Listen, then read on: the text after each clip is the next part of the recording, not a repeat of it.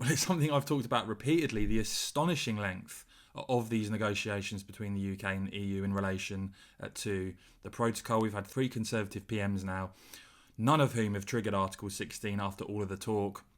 We've had the protocol bill to make sensible changes unilaterally put on ice, it seems, sidelined by Rishi Sunak. And then we had reports that a deal is to be done. Apparently the EU conceding for the first time that the European Court of Justice, the ECJ, could rule on issues only if a case was referred by the Northern Irish courts. Now, Stephen Barrett weighing in there, saying he would caution that involving the ECJ, if your national court makes referrals, how it works for every EU member.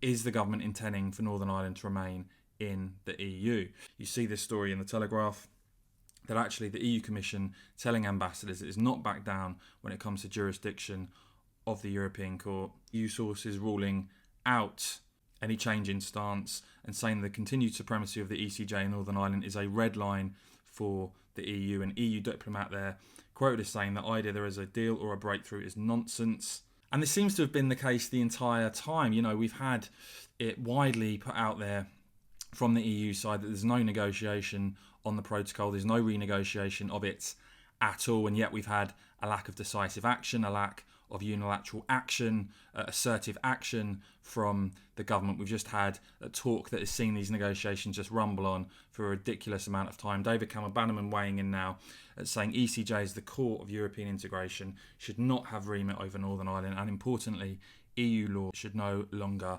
apply there. It's another case, as with so many other issues, will we see action from the Sunak government or just more talk? Will we see a capitulation? As ever, I will bring in all the very latest here on my channel, guys, so please do wrap this video a quick thumbs up, and of course, as ever, cheers for watching.